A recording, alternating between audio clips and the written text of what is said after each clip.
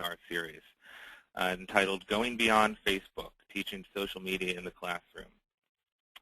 Also here with me today is Melissa Wong. She's the manager of the National Student Advertising Competition, as well as the AAF's Education Services Department. I'm going to hand things over to her in just a minute, and she can tell you a little bit more about today's presentation and the presenter. But first, just a few technical details.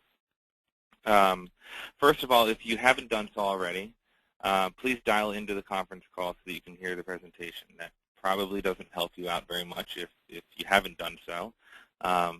But if you are somebody who is able to hear through the speakers, I can't guarantee that that will not cut out at some point during the presentation.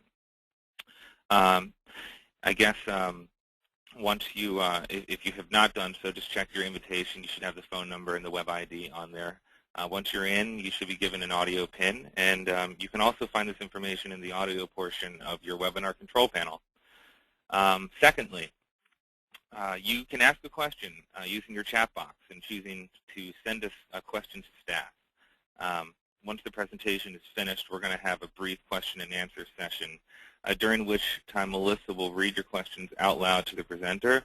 We're going to do our best to address as many questions as possible, but if we don't get to your question, please feel free to contact the presenter after the presentation. She should be giving her email out at the end. Also, one last thing, today's webinar will be recorded.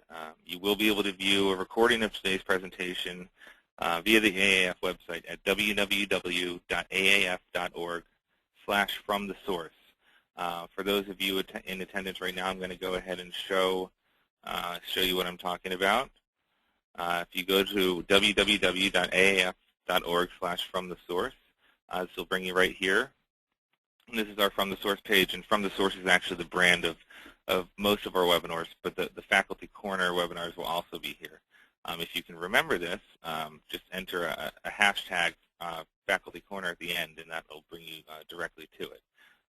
But once on here, you can click here on Archive Presentations, and you will find, once it loads, just give this a second here, you'll find past presentations, Faculty Corner and general AAF presentations. You'll be able to watch the webinar, and you can also download a copy of the PowerPoint presentation.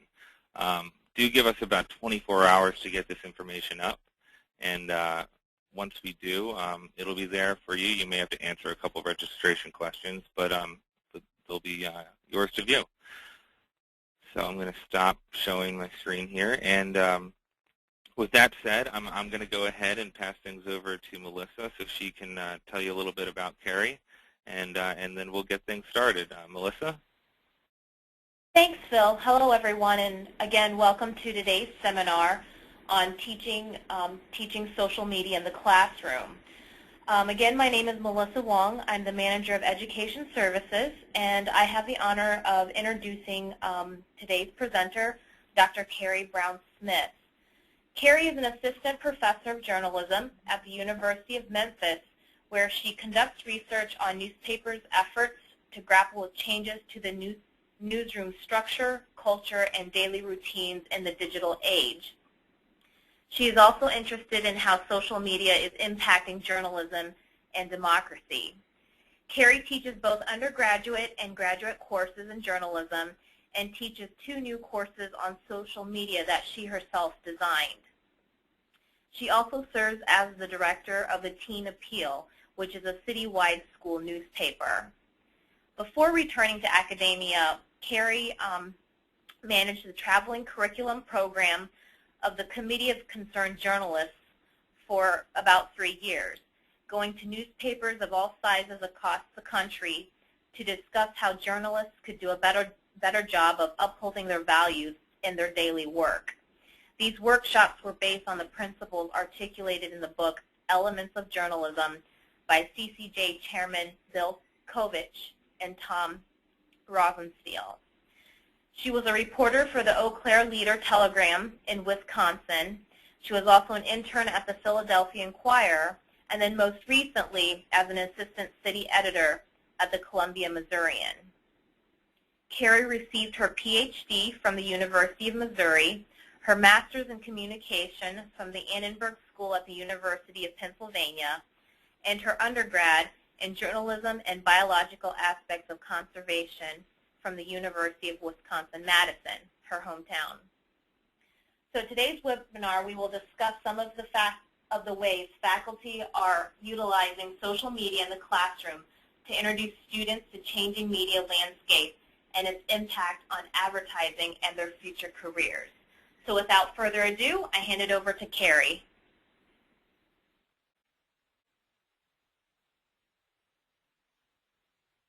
Kerry? Hello, everybody. Hopefully everyone can hear me now. It looks like you can from the screen. Thanks, Melissa, for a really nice introduction there. I want to apologize right off the bat.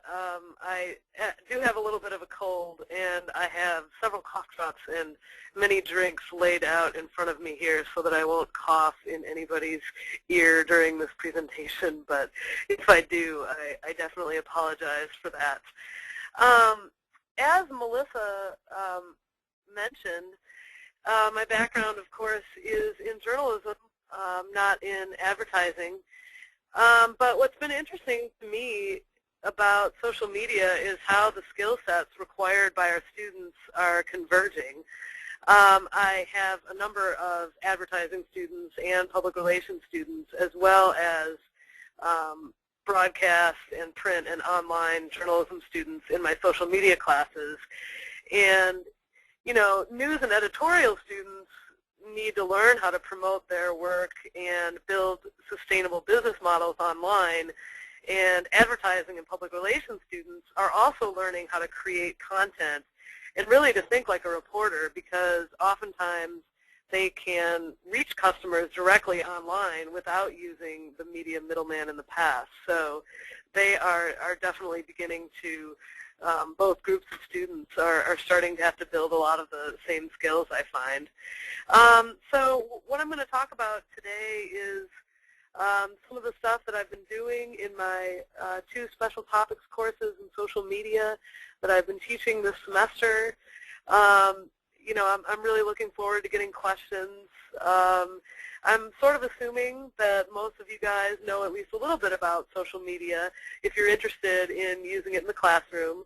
But, you know, if you want to talk more generally about, you know, how does somebody use Twitter, or why is this valuable, that's certainly something we can also discuss, or, you know, I'm happy to talk with you about over email and such.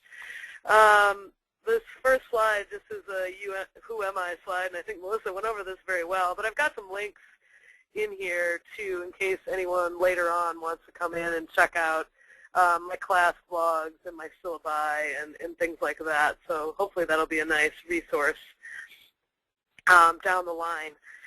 Before I launch into talking about Twitter here, just one really quick overview of why I think social media in general is so useful to our students. And like I said, I'm assuming that you already have at least some interest in this because you're joining this webinar. But just in general, I think it's just so critical for persuasive communicators to use social media as a tool to really listen about what people are saying about your brand and also what their needs are. That's what I always tell my students is the #1 value they're going to get is that listening. It's also certainly a tremendous promotional tool, which I'm sure many of you know as well as I do or more. The Old Spice campaign using YouTube is one of my personal favorites. I think I have that in an upcoming slide, but that's certainly a good creative example. And as all of you guys, I'm sure, know, people trust the information that they get about brands when it comes from people that they already know, which, of course, makes social media also a particularly valuable tool for advertisers. And in terms of my students, one of the other things I want them to understand about social media is the power to coordinate group action to get things done. If anyone here has ever read anything by Clay Shirky, Here Comes Everybody is his very popular book. That's one of the things that he talks about quite a bit, and that's actually one of the books that I have my students read. Obviously, the extreme example of that is in Egypt, you know, and in the Middle East that we're seeing going on right now. Lots of examples of coordinating group action, but even in much smaller and simpler ways, people are using these tools to enable them to do that. I also think that, especially for students, this is a great networking tool. I should say that don't assume going into this that because your students are young or you've heard the term digital natives thrown about, that they're going to necessarily be all over this stuff and they're going to know exactly how to use it just because of their age. Students, you know, they are heavy Facebook users, but a lot of them have not necessarily ventured out into these other types of social media yet, and you know, they also may not have thought about how to do it in a very professional and productive way. So you do have to kind of be prepared for that. But one of the ways that I sort of get them interested is, you know, by showing them, wow, look at all of these people that are on Twitter. You know, if you are a broadcast journalist, well, Katie Couric and Anderson Cooper are using this. You know, all of these big brands from, you know, Nike to Coca-Cola are using these social media sources. So clearly, you know, if they're on there, you can be too, and you can be starting to learn from them and make some connections that might really help you in your future career. And, you know, on even a more sort of prosaic sense, I think that social media really helps to teach concise and very clear writing. With Twitter, you only have 140 characters to get that message across. So that's very good training, and often, even outside of Twitter, you know, you don't have pages and pages to yammer on. You really kind of need to be concise. So that it's a good teaching tool for that. And I also think that the more they participate in social media, students get a really good sense for what's relevant and interesting to other people, not just themselves. And that, as I'm sure you all know, is a really good field or a really good skill for anyone in the field of communication to have, to just really be attuned to what's popular, what's interesting, what other people want to know. So that's just a little bit of an overview for how I think this is valuable, particularly for students in our area. And then I thought I would share a few specifics here about how I teach using each one of these different tools here. And I'm going to start out with Twitter. I call Twitter the gateway drug of social media. I remember I was telling one of my colleagues that in the hallway, and my boss, our department chair, came up behind me, and it kind of sounded like I was, you know, pushing drugs onto my students. But that's not really what I meant by that. But I do think that once students understand Twitter and get into it, suddenly the real power of social media is sort of opened up. And I see them trying out other services and being a little bit more experimental in their approach once they understand Twitter. Unlike Facebook, relationships on Twitter aren't reciprocal. You know, you can follow people even if they aren't following you, which I think also is another way that it kind of opens up for you to interact with the professional sphere and, you know, see what other brands, other advertisers, other journalists are doing on it. So I tend to start that off fairly early in the semester. I do require my students to get a public account to use for the class. If they want to keep a personal account where they only talk to their friends, that's fine. I'm not really interested in bugging in their business or anything. You know, that's not my goal. Twitter has a function on it that some of you have probably used where you can create lists. I usually create a list of each one of my classes so they can very easily find all of their classmates, and so I can easily find them. But we also use class hashtags a lot. You know, these that I have here aren't very creative, but they are short, which is always nice. Those are just my course numbers. Hashtags are just a nice way to organize tweets and make them easy to search for and find, particularly when you give an assignment such as live tweeting an event. My students just now were doing that for an NABJ event. We had a couple of local media members come in and talk to our students, and they were, you know, live tweeting using the class hashtag, so it was very easy to find later on. So that can be a particularly good tool. This semester, I really tried to come up with some kind of, I hope, creative assignments that would really allow students to understand some of the community building possibilities of social media in a short time frame. I mean, one of the problems of teaching is that, you know, you only have one semester, and social media takes a little bit of time. You know, you can't just join Twitter and then 2 days later, you know, you're getting all kinds of responses and, you know, lots of followers. I mean, it's something where you build up your credibility and your followers over time. So, you know, for students that can be a little bit frustrating and that they don't really, you know, understand the power of it. So I tried to somewhat artificially create some ways where they could see this. I designed a Twitter scavenger hunt. I have a link here that will take you to all of the different items that I had students collect.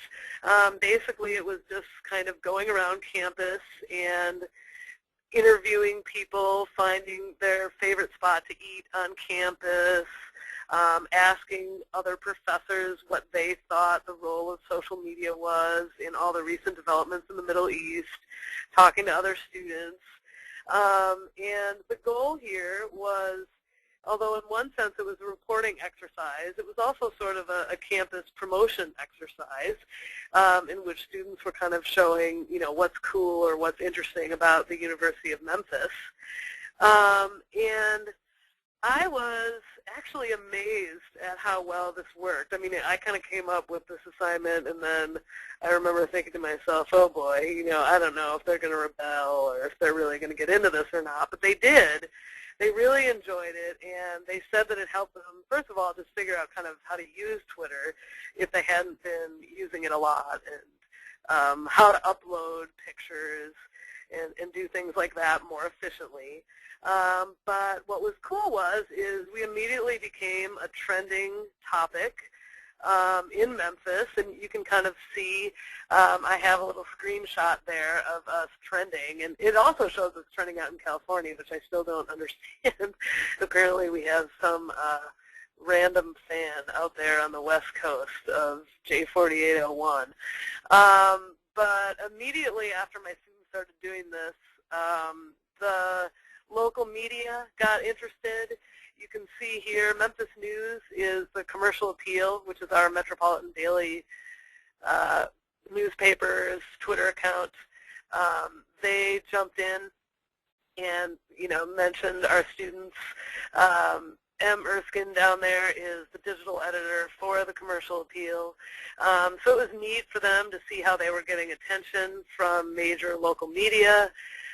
Former students started jumping in and talking to them, responding to them, responding to the different pictures they posted, and even just some other people in the community. So they got some great feedback for it, and as it shows on the previous slide, we did get a nice write-up in National Magazine.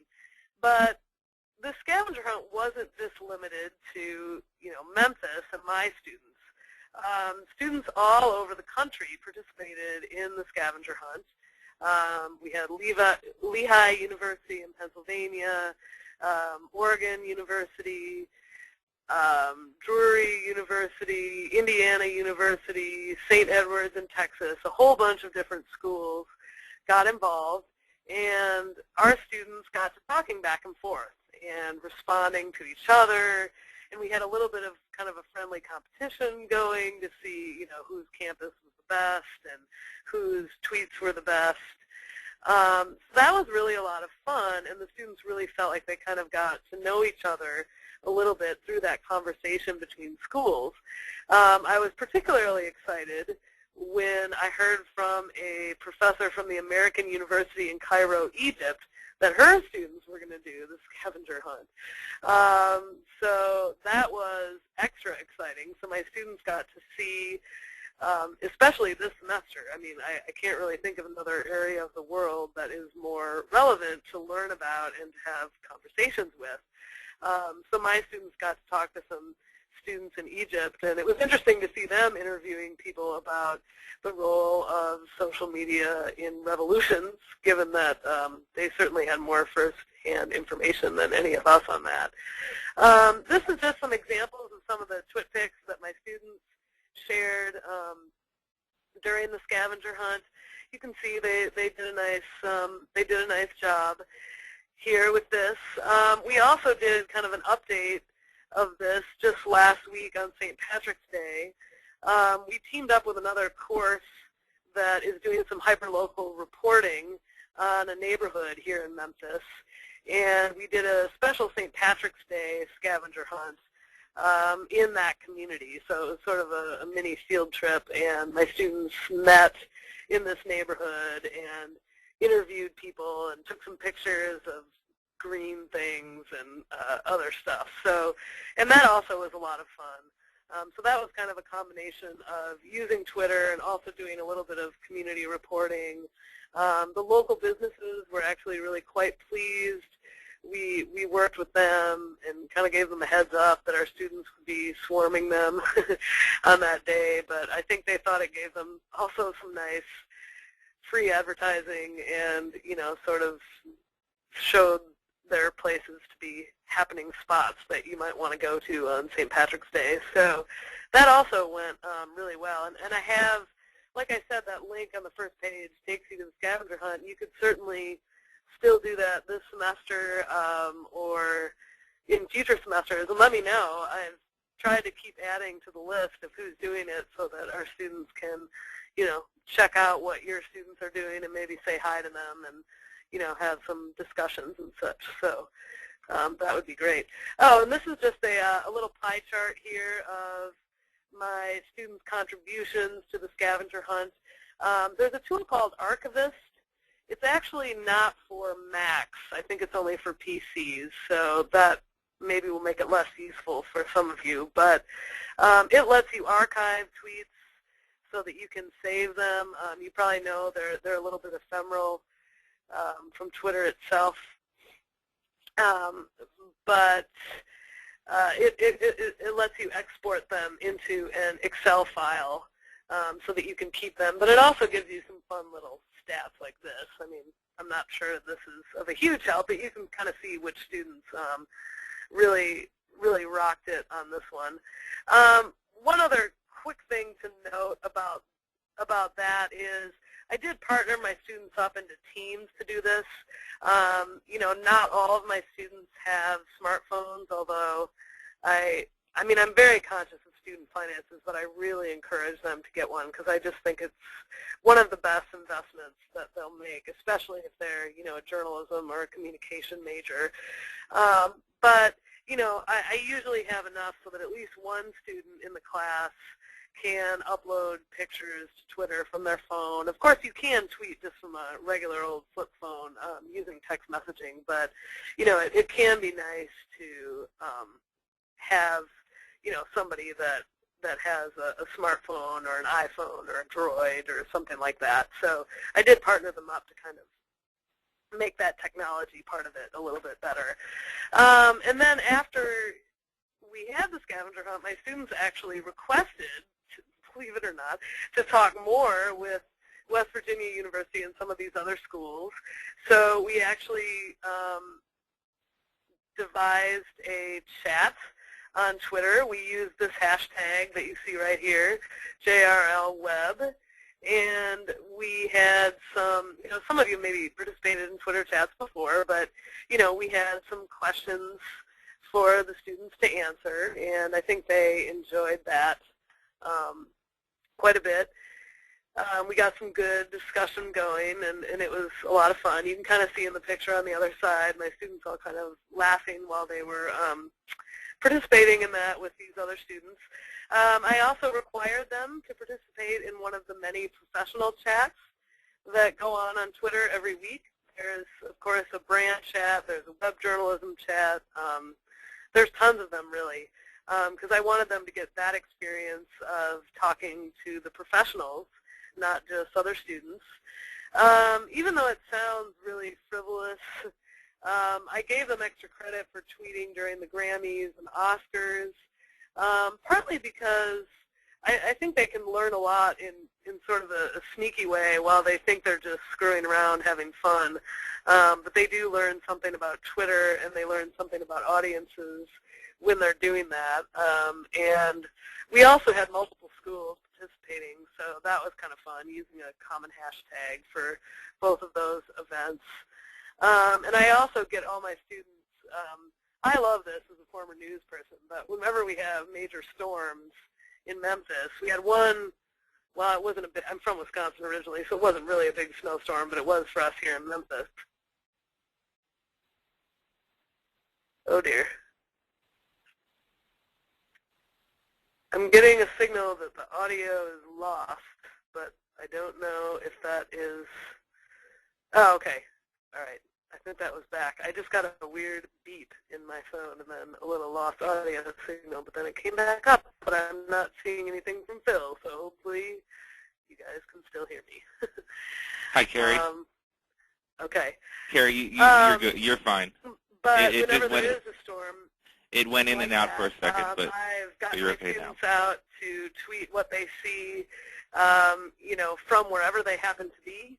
And that's kind of a really neat contribution to local reporting. Here in Memphis, we have a number of, there's that sound in my ear. I don't know.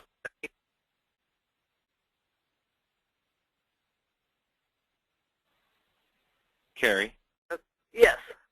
I think for the most part you're all right. It seems to have just cut in and out for a minute there, but for the most part I can hear you. So okay, it was just giving me a beep. Yeah, it may simply just be I just wasn't sure. It may be a call waiting type of thing, but you can go ahead. Just keep going. I apologize for that. You're all right. So anyway, so that's been a lot of fun. And in Memphis, we use there's a hashtag that a lot of other people in the community have also used when there's a big storm. We also had some tornadoes showing up. And so that was great. Seeing my students kind of out there reporting on that, although of course, I have to remind them to be careful in those situations too, but it was a lot of fun. In terms of, and here's the map of actually the chat that we did with other universities, and it's kind of cool because you can see it trending in Memphis. You can see it in West Virginia, where the WVU students were now. You can see the Lehigh students up there in Pennsylvania, and then our friends in California that I just don't know who they are, but they like us over there, so they participate in our stuff. We can talk more about Twitter and the questions as well. I'll bring this back up, but I'm just going to check the time here. Okay, great. Sorry, I can't see the time when I have this open. I know the title of this presentation was Beyond Facebook, but I do use Facebook for my social media class, and also I use it in my reporting class too. Students really seem to like it a lot. Most of you probably know, but I believe it was last fall, Facebook created a new group system in which you can join a group even if you're not friends with the others in the group. That made it very useful for professors because, I know some of my students may not want to friend each other on Facebook, or they may not want to friend me, and that's fine. I'm not trying to, again, bug in their personal business.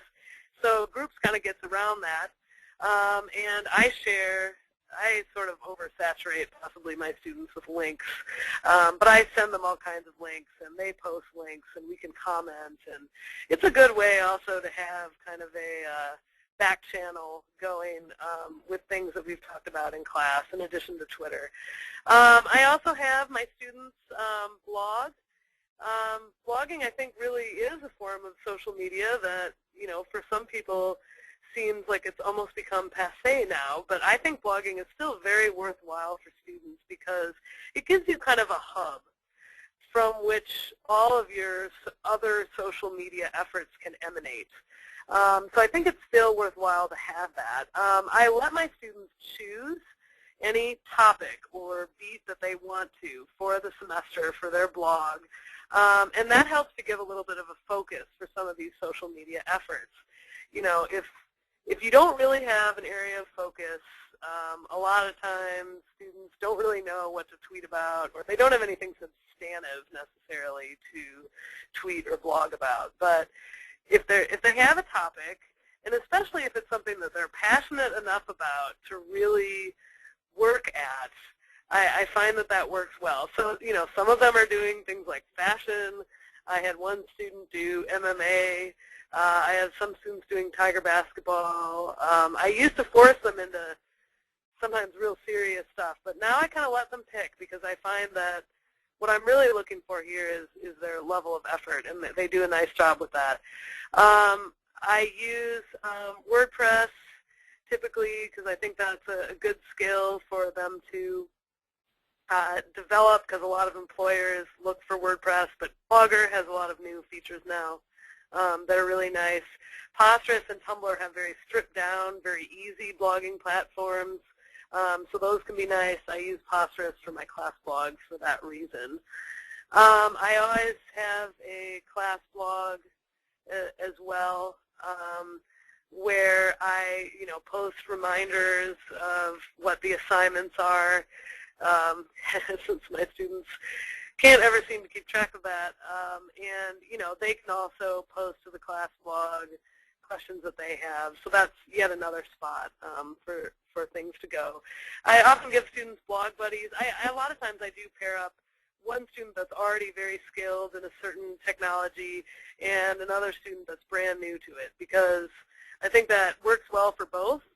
And many students, when they get into the workplace, are going to have to teach other people what they need to do. So that can actually be a good thing even for the more experienced ones, and they can leave comments on each other's blogs and things like that. So that's something that I typically do, and I think it's good to have that hub. I also do a lot of photo and video social media because, as I'm sure you probably noticed, a lot of the messages that get passed around the most quickly are the ones that include some type of visual or multimedia element. So it's a good idea for students to get practice with the social aspects of these. And certainly we're seeing a whole bunch of different news organizations, brands, and nonprofits all using these tools in some really creative ways these days. I have all my students do a photography exercise. They upload those photos onto the social sharing site Flickr. I have an example here. You can click through. I guess I won't do that now. I want to leave plenty of time for questions. But, Purina has several photo streams set up where people can upload pictures of their dogs. Everyone loves pictures of cute animals. And that was kind of a, creative thing that they did to boost their brand. And then students can use those same photos for their blog. They can create slideshows, or, they can upload them to Twitter as pics. It just gives them another form of content, and they also get a chance to see that, wow, there are actually communities on sites like Flickr organized around hashtags or photo streams that we can be part of. And we don't necessarily have to reinvent the wheel. It's not necessarily all about creating conversation on our blog or on our Twitter feed. It's also going to where people are already having conversations about our brand and participating in them. So that's a great exercise for them. We also do some YouTube. I have the students create videos that are related to their topic or their beat. We do have some inexpensive flip cams available in our department for students to check out. Some of them now have video on their phones, or even the really cheap old digital cameras often have a video function. So I'm less concerned with quality than I am just getting the experience. You know, I let them use like iMovie and Movie Maker because it's free and it's on all their computers anyway, instead of spending a lot of time going into the higher level software. Sorry, I just had to take a quick drink there. Ooh, made it pretty long without coughing, but sorry. And then just the last things here, grading social media. You may ask yourself, how do I grade this? It's kind of hard to come up with a good rubric, and that's certainly true. Sometimes when we're just starting out, it's kind of a pass-fail situation. I apologize. Because I'm just trying to get them to try it, you know, so if they do it, they get a good grade. If they don't even try it, then they don't, you know, because when technology is brand new, some of what I'm grading is effort, not how perfect you are at doing it. But, you know, that's one of the main things that I'm really trying to stress for them is, you know, just flexibility and willingness to try new things and having a good attitude about it. Social media is not easy. It may not be technologically all that difficult, but it takes time to really do it well. And, you know, I want my students to know that and to really build those skills above all else. You know, doing original work, and really their ability to apply all of these skills that they learned in all of their other classes. I mean, this isn't isolated from all of their other advertising, communication, and public relations courses. They need to figure out how to transfer these core values to this medium. And I often ask them to send me something in which they do some critical thinking about whether or not they succeeded in doing that. You know, how did you apply the readings to your video? Or does your video reflect what you learned about in your Principles of Advertising class? Because, you know, I really want them to consciously do that. You know, not just whip up a video and throw it on YouTube and expect it to be this great thing. Again, visuals are important. Participating is important. Leaving comments for others. Participating on the class Facebook page. I try to always value that and count that. Linking is very important. Certainly having some voice or personality is useful on social media, although, you know, you obviously have to be a little bit careful with that. You want to offer people some substance. They may not care what you think about everything, but, you know, you also have to, it's okay, I think, at least, for people to have a little bit of personality on social media. If they want to get followers, that tends to be what attracts them. And, of course, all the basic things like good writing and strong grammar and organization. Some people think that just because it's Twitter you can get away without doing that, and that's not true. If anything, you just have to be more skilled at maintaining these things while only having 140 characters to work with. Later in the semester, we're going to do more with metrics and kind of get them measuring how they're doing in terms of, you know, is anybody reading what they're writing and following them. That's another key. I try to give them a little bit of time to build that up before we start talking about it, but later this semester we'll be talking more about the metrics and measurement angle, since certainly that's a huge boon of social media, is that we can track so closely what people are looking at, what they're interested in. I'm assuming, especially for you guys in advertising, of course, that level of targeting is really valuable, so I want my students to kind of get a little bit of a sense for that. And I've included my full rubric here in that link there. I won't click on it now, but you know, you guys are all free to steal from that if you need to. I will stop now for questions, since obviously, as you can probably tell, I can yammer on about this for a long time. But my contact information is here. I'm more than happy to answer emails from folks.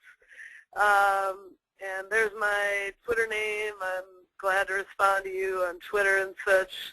And there's my blog. I mostly blog about my research on changing newsrooms, and sometimes on my research on social media too and teaching. So great. All right. I'm looking forward to hearing some of your questions. Kerry, we do have a few questions from the audience. Okay. The first one is from Cherie Martin, and it's pertaining to Twitter. How do you assess performance? Is it a pass-fail, or do you rank as excellent, good, okay, not acceptable? And then do you differentiate between students who already use it versus the newbies? I think I sort of, in the beginning, I may just do a pass-fail type of thing, because I'm just trying to get their feet wet and just trying to, see what they can do. But as the semester goes on, my expectations go up a little bit. It is hard. I mean, monitoring tweets is something that, especially if you have a lot of students, I have 50 in both of my classes this semester, so I'm sort of struggling to give the more detailed feedback that I usually do when my courses are smaller. But ideally, yes, it would be something where, as the semester goes on, it would be an excellent, good, fair, poor situation. And I don't really differentiate too much between the newbies and the more experienced folks, but I do try and kind of partner them up a little bit so that, they can learn from each other on that.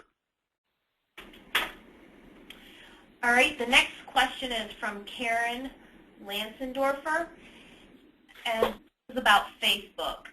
You said that you're in Facebook in some groups, but how do you use it for class?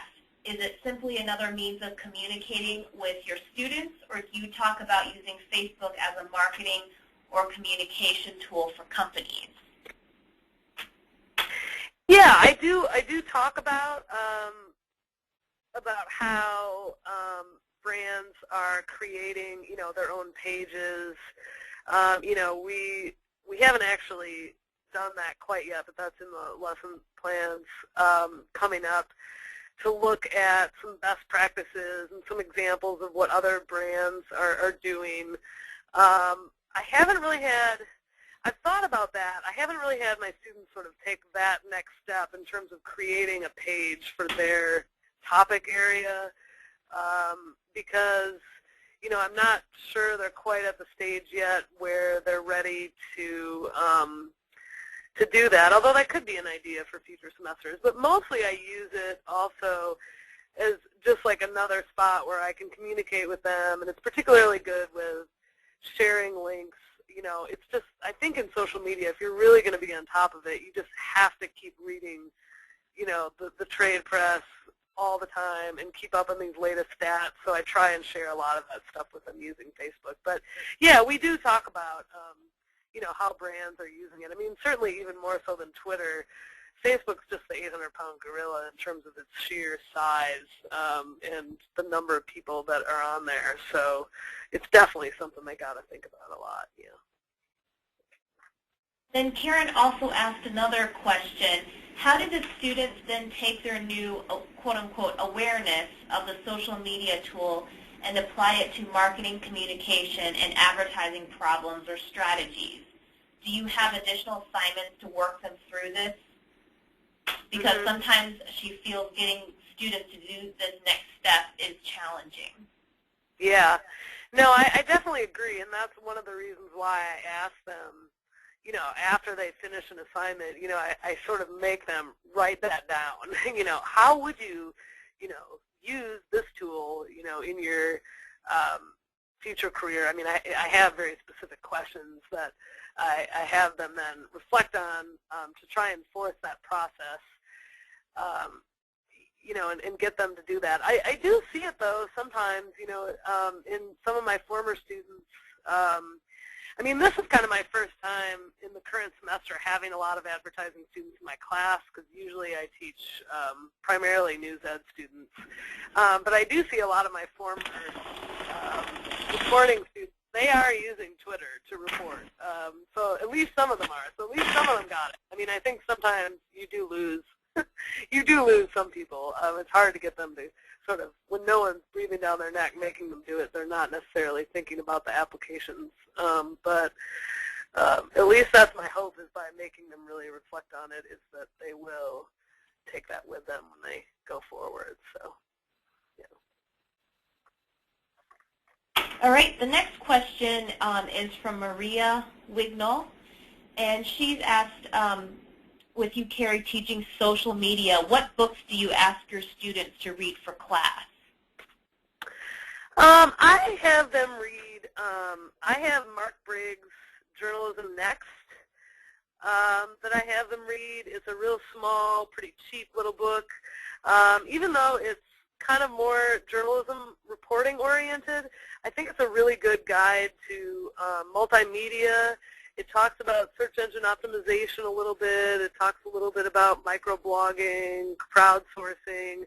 I just like it because it's just very practical, and just has, you know, good tips on how to actually use this media. And then I also have them get Clay Shirky's Here Comes Everybody, because that is sort of a good big picture book about the impact of social media.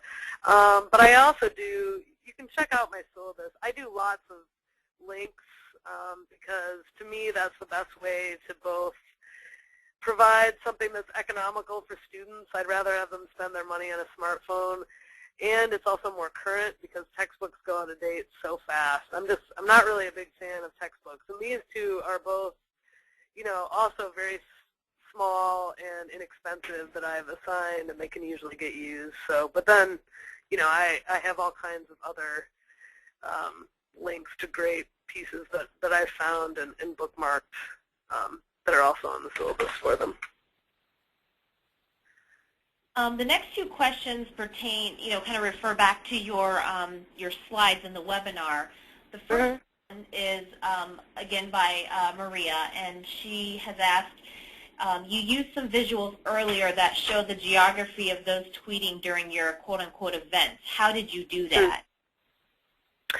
That one was, let me see if I can pull that back up here.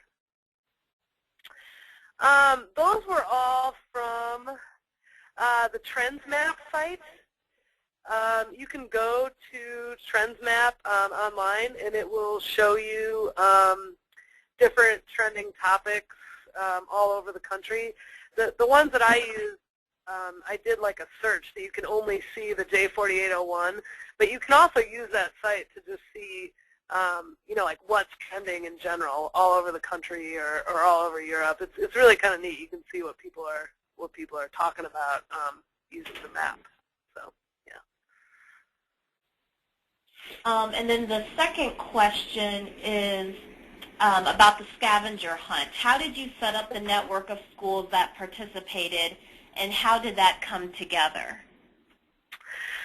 You know, it kind of, I mean, a lot of them were my friends from PhD school, you know, that I just kind of, I still talk to quite a bit over, ironically enough, social media. And I published the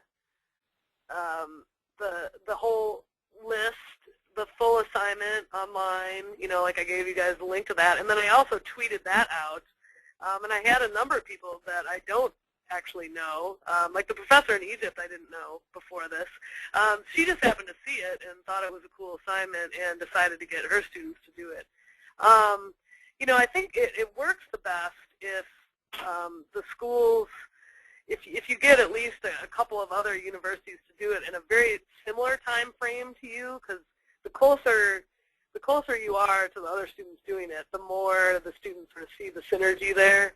But you know, we've had sort of all this semester. I mean, we've had some people pick it up weeks after we did, and you know, it was still kind of cool to go in there and check out their class hashtag and take a look at it. So, I mean, it was partly just through through my previous connections, but again, partly just through social media and people seeing it and being like, oh, I want to do that. Cool.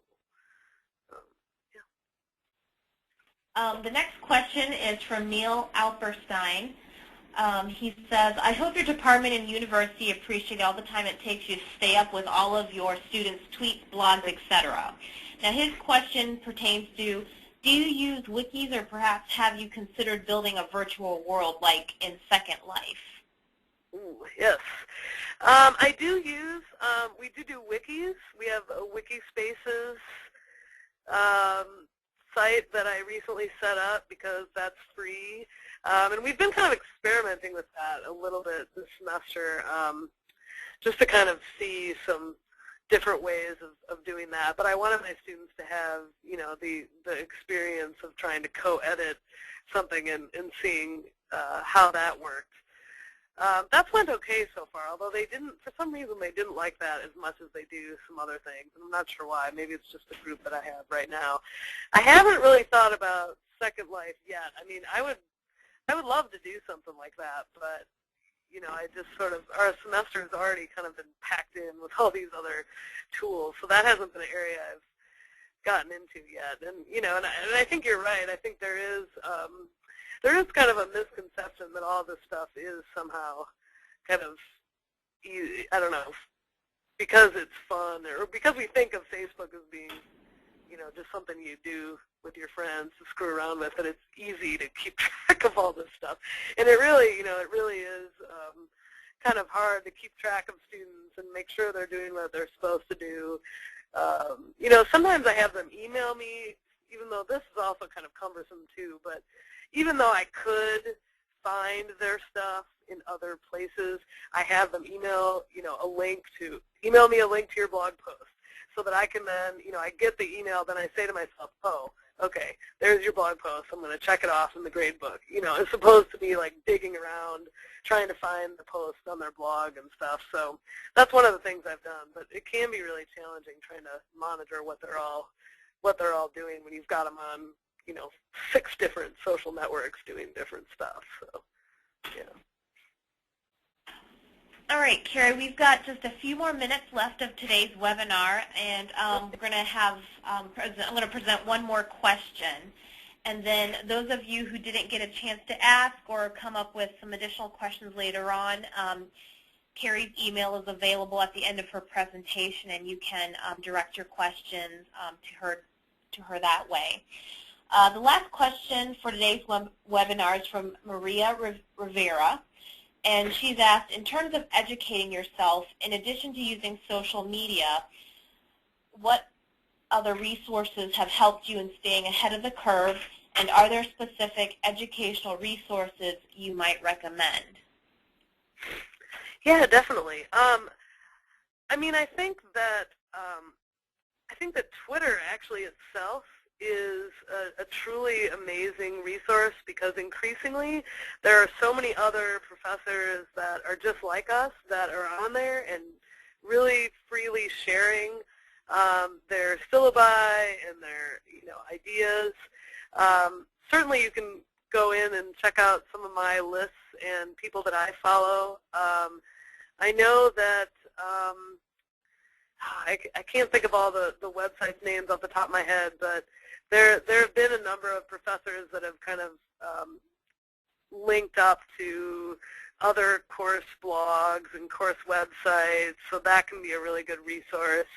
That helps me to kind of keep up on all this stuff. I also am a big user of things like Delicious, even though that may, I don't know, go under now that Yahoo doesn't want it anymore, but I've used that, or another social bookmarking site, so that when you come across a link that you know you're going to want to share with your students later on, or is going to fit with your curriculum, you know, you can tag it and find it very easily later, because the stuff is changing so fast. It's not like you can create the syllabus and then just leave it sit there for 2 years. You know, you're going to have to update it with new information. That's a good way that I store it. Or, you know, I use sites like Instapaper, so that if I don't have time to read something right now, I can very easily save it to read later. So those are kind of some of the, you know, techniques that I tend to use. But there are just so many resources now online that I feel like there didn't used to be before, which is one nice thing for us professors, I think. Great. Thanks, Kerry. Okay. All right. Thank you, Kerry. I just want to say thank you to everybody who joined us today. We've got just a minute before the webinar turns itself off, but I wanted to remind everybody that you can visit our website at www.aaf.org/fromthesource. And tomorrow we should have the presentation uploaded, and we'll have the PowerPoint up there as well. And like Melissa said, just feel free to contact Kerry with any of those questions that you had that you might not have had a chance to ask. And with that, I will just say thank you one more time to Kerry, and we will go ahead and close this down.